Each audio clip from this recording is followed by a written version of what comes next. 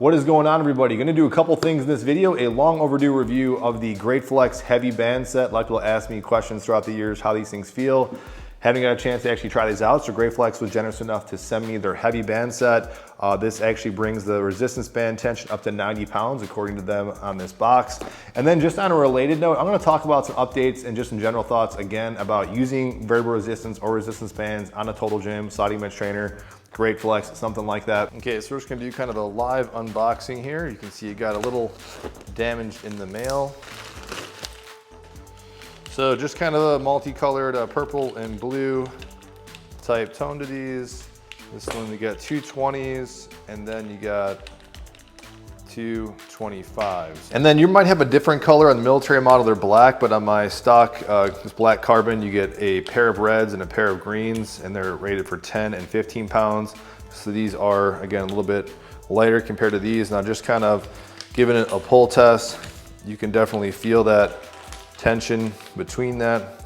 So we'll see how it feels actually when you throw it on the gym here in a second. So like I said, this is kind of first impressions. So before I put on the new GR8FLEX bands, I kind of want to try out and see what the old ones felt like again, just kind of do a direct comparison. I have them all fully loaded up on the GR8FLEX. As I'm kind of doing this, I'll talk about the potential pros and cons, mostly the pros about using variable resistance on a sliding bench trainer as I'm kind of doing this, but just want to go through some basic fundamental exercises, some curls, some presses. I'll do some rows here in a second. Why I like the variable resistance a little more, especially as the years progress, and you may have noticed, especially different seasons, like in the summer of, I'd say 2022, I pretty much did all my workouts outside, and I was using my total gym and rigging various loop style bands. There's all sorts of ways to rig this. I always keep saying you gotta do this at your own risk.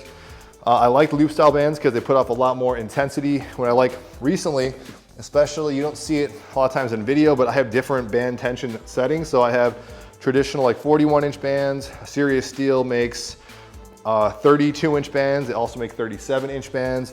So there's all sorts of variants and ways, and also pros and cons about using various different lengths. So I won't go into that too much detail here, but that's the cool thing. You can experiment with all sorts of things. Shameless plug again, I do have promo codes for Serious Steel, Clench Fitness, all sorts of bands. So got you covered there if you ever want to try bands. Now what's kind of ironic is that GR8FLEX likes to use variable resistance, Total Gym does not. I do think it makes a lot more sense to use variable resistance on a sliding bench trainer because, as I've kind of alluded to in past videos, I like to kind of go a little bit faster, and I'll vary the tempo and speed up for a number of things, and people will say, well, you can just go slower. And that's true for certain exercises, but I do notice the big thing with a total gym, and I might make a whole separate video on this, is a lot of it is fairly concentric in nature with all the major work. You can go negative. I just feel like for me personally, on the certain exercises, that negative isn't as, say, beneficial or direct as when I'm doing, say, like my X3 or some other resistance band standing up. But if you got variable resistance on a total gym, whenever you do a negative, let's say something like this, I do a bicep curl, this negative is way more pronounced and feels so much better than if I didn't have variable resistance and I'm on a straight incline. So just kind of want to say that as far as variable resistance is concerned, I think it makes a lot more sense compared to free weight, but everyone's got their different pros and cons to it. Now, not to just give lip service to GR8FLEX, even though it is designed for resistance bands, you know, the old Weeder had an awesome resistance band setup. I think it was one of the best, mainly because when you attach that band tension on the Weeder, it was already had this pre-tension. It was already pretty taut initially.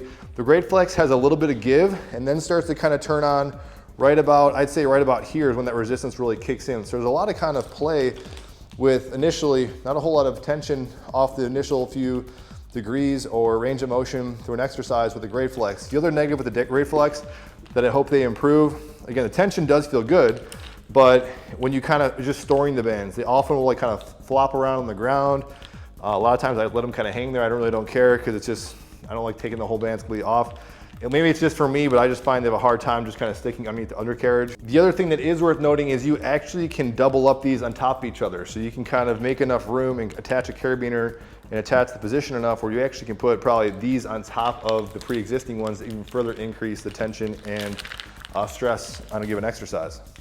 So I'm gonna go ahead and put these on. All right, so I got the heavy bands attached. I got their equivalent, they say up to 90 pounds of variable resistance. And something I noticed, I didn't notice initially when I unboxed them, is that they no longer have this clip. Instead, they use two carabiner clips on the upgraded set, which is nice because it gets into the, kind of solves that problem a little bit that I had. There's not that extra kind of play or give in the band before you even start. So that's actually a nice upgraded bonus. The other thing I noticed, maybe because they did get rid of this, is that at least so far, the upgraded bands, I'll give you guys a shot of this, actually are staying attached. So that's actually a big plus as well, versus these were kind of, like I said, flopping around. So let's see how this feels. I got everything kind of loaded up, have not tried it yet. Just gonna try a row, give you guys my honest thoughts. Honestly, it feels a little comparable, to be totally honest with you, at least on that. But maybe because I didn't get a whole lot of range of motion there.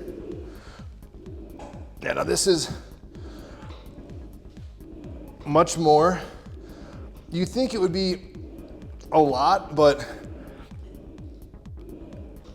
it's basically a little more. I would say it feels like 25% more than what I did before. But let's do a few more exercises.